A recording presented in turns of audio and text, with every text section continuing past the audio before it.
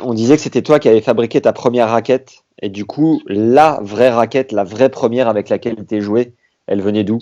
Bah, c'était la raquette. Enfin, j'ai joué 1 minute et demie avec. On me l'a Ouais. cassé. C'était la première fois que je tapais avec une vraie raquette.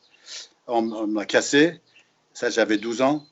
Et la personne qui a fait ça, il m'a soulevé 5-6 fois au-dessus de sa tête. Et il m'a jeté par terre. Je pensais que ça serait les derniers jours de ma vie. Je saignais de partout. Je ne pouvais plus bouger. Et puis, une fois qu'il m'a laissé, franchement, je pensais que j'allais mourir. Et je l'ai vu se diriger vers mes raquettes. Et je l'ai supplié. J'ai dit, s'il te plaît, ne touche pas à mes raquettes, laisse mes raquettes tranquilles. Il est allé vers mes raquettes, il les a rattrapées et il les a mis sur une marche et il les a écrasées. Et ça, c'était très difficile à encaisser. C'était pas facile.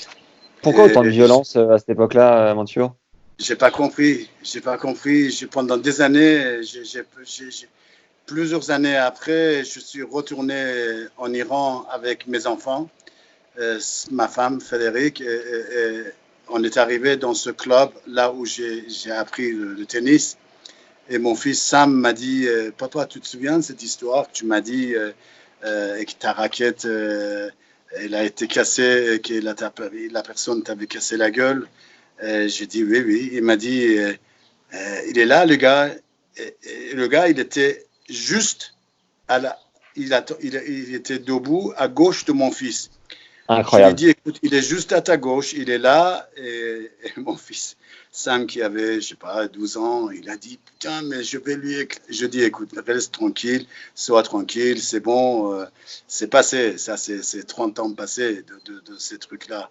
Et c'est vrai qu'à chaque fois qu'il me voyait, il me disait, on est fiers de toi et tout. Mais pendant des années, je cherchais, je voulais vraiment qu'il fasse un truc, quelque chose de mal ou une erreur pour que je l'attrape parce que j'étais arrivé, j'avais 17-18 ans, maintenant j'étais plus fort que lui. J'avais vraiment envie de lui casser la gueule.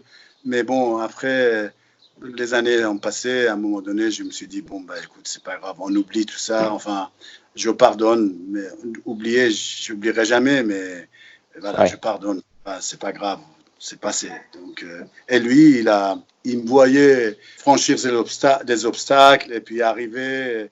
Moi, à 13 ans, quand tu m'as dit ta vraie raquette, à 13 ans, la Fédération iranienne de tennis m'a donné 2 raquettes et ils m'ont dit, voilà, D'accord. maintenant, à partir de maintenant, tu peux jouer, tu peux venir réserver le terrain, le cours, quand tu veux, autant que tu veux, tu peux jouer. Et moi, 3 ans après ça, à l'âge de 16 ans, j'étais membre de l'équipe de Coupe Davis. Et là, j'étais devenu une star chez moi. Et là, ce gars-là, je le voyais tous les jours. Mais voilà, et lui, il était très sur ses gardes et il faisait attention pour ne pas me donner une occasion de le choper, de le frapper, quoi. Donc, Wow. j'ai jamais eu l'occasion vraiment de me venger. Mais au bout d'un moment, j'ai dit, bah, ça suffit, j'arrête de penser à ça.